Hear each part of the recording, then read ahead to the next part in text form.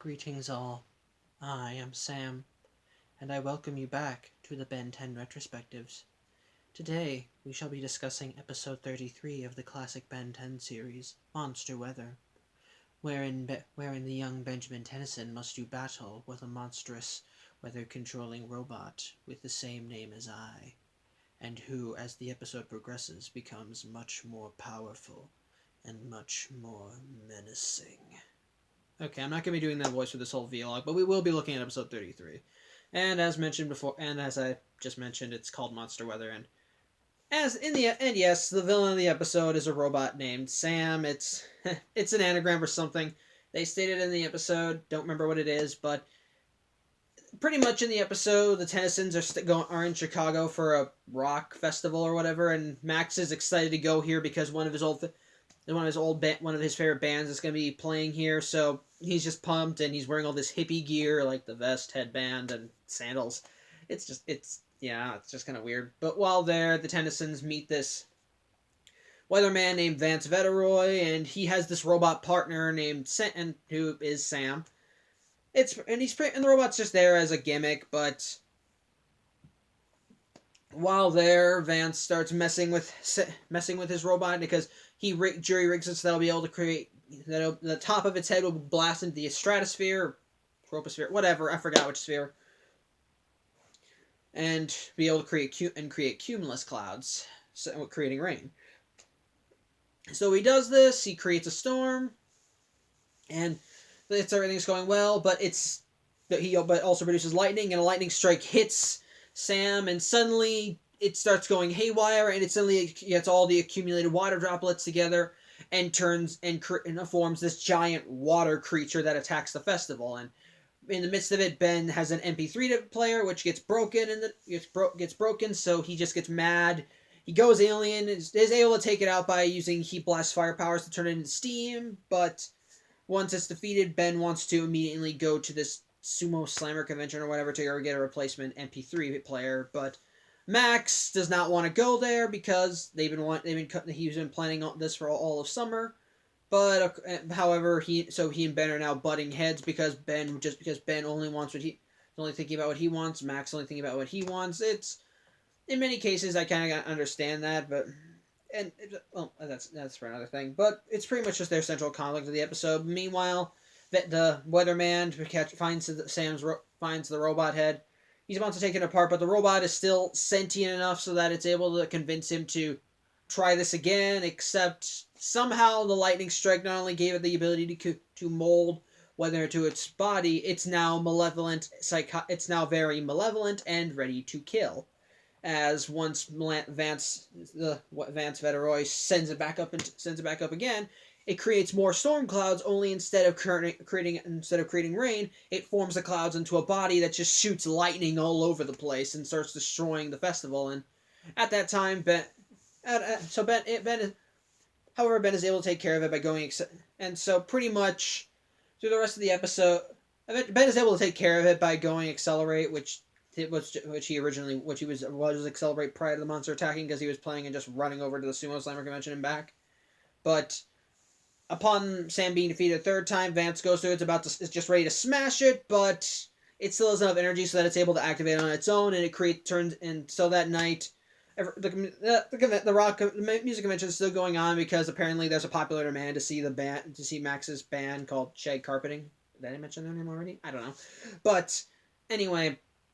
So it attacks the festival, and this time it's not just willing to and it doesn't just want the random destruction. It wants revenge on the Tennysons for defeating it before. But Ben goes here, Ben goes hero to try and fight it. He goes forearm specifically, and he's able to take it on physically. But Max and Gwen, while it attacked them, could hear what sounded like a guitar solo. And it sounded exactly like the opening to one of Shag Carpeting's songs, and so they realize that this robot is operating on some music frequency, and they can strike a chord that's on the opposite end of the frequency. They can probably short it out. So they get all the the recording gear from on stage, tune it to a couple guitars, and have Ben go up to the head.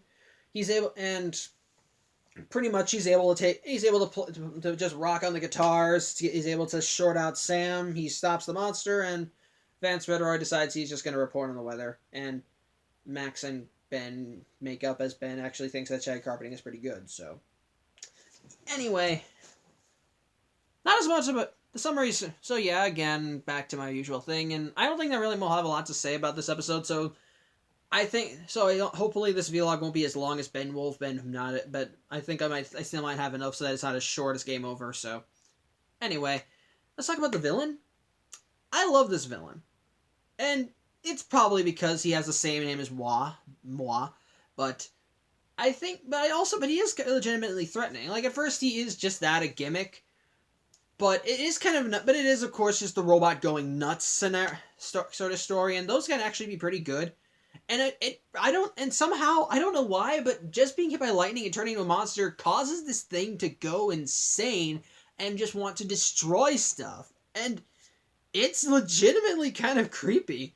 Like when it first creates its giant water monster, Vance is just very willing to destroy it once he finds it, but it talks him in, but it plays between us of how he wants to make a name for himself, and so this time it intentionally goes up and creates this weather monster just for the sake of just because it wants to destroy things. And I kind of like what's actually kind of nice is that it does have a robotic voice. It does speak. It has a robotic voice. Of course, it does. How else would it coerce the weatherman? But at first it starts out like this, kind and sincere. But then when it goes monster, it gets darker, deeper, and just with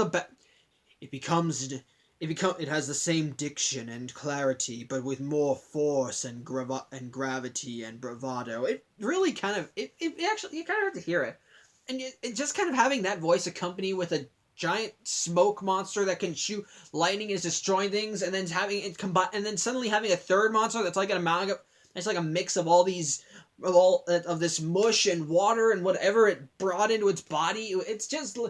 It is actually genuinely. It actually is a genuinely creepy villain, and just with the force behind it is very nice. And again, I don't really. Again, I think it's just. I think it really is nice, and it really is entertaining. I can't. And then how I think that's really the biggest strength of the episode, just that, and just kind of setting in Chicago and just kind of with all the nice summer sunny day. I think if I have to list a problem in this episode, it kind of comes from the conflict between Ben and Max. Like again, it does kind of deal with the conflict of a parent of a guardian figure and their kid just kind of butting heads because they both want something, but one has the say, the other doesn't, so they both just start clashing. And and to be fair, I completely understand having your music player broken because those things are expensive, and it's happened to me before. I have my phone I had. This is my third music device. The first, well, technically fourth, but my iPod has a cracked screen. It still functions, but not really much. My last iPhone I dropped while I was listening to it, or it got pulled. Actually, no, it was pulled out of my pocket. But either way, it fell onto the ground and the touchscreen interface cracked. So now I can't use it. Period. And it can really get on your nerves. I can really understand that. But the thing is, Ben is kind of his most bratty in this episode. Like but I know the monster destroys his MP3 player, and that's the big reason he wants to go to the Sumo Slammer convention. But in Max's case, this is a band that he has wanted to see for a while, and he's been planning this the entire summer.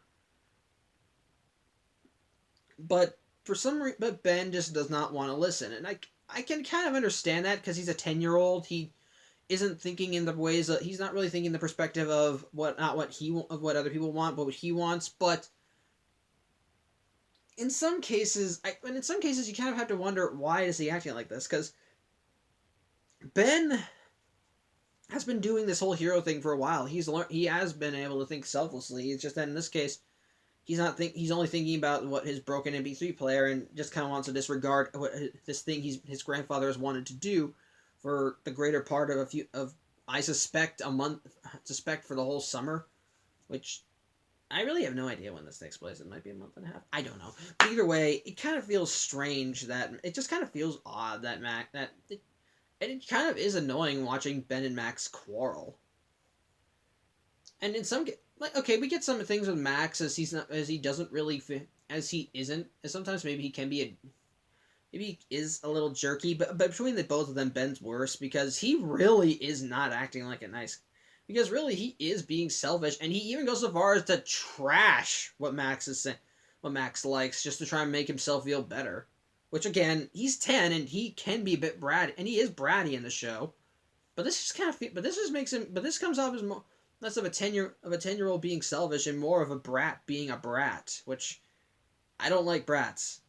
Period. I really don't. I have zero tolerance for children who act like that.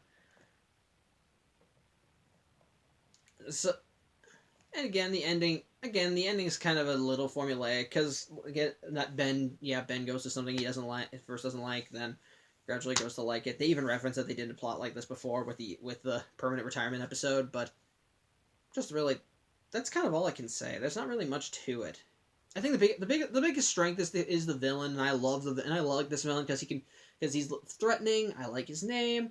He's got all these awesome things. I like his name, and I just like his name. But there are a lot of other cool aspects too. Because again, giant weather monsters actually are legitimately cool. So, yeah, big strength of the villain, low strength of the moral and the conflict.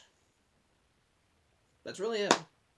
It's not a bad episode anyway. The conflict, thankfully, isn't the big thing because when Sam is on the scene and causing destruction, it really is nice, and I like seeing how Ben is able to take it out. I like seeing it mess with the weather. It really is cool, and that still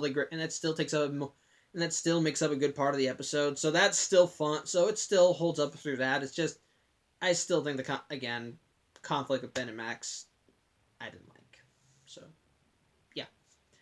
That's pretty much what I'm going to say. We're back to our normal time frame for now, so... Well, so, till next time we have a messed up time frame.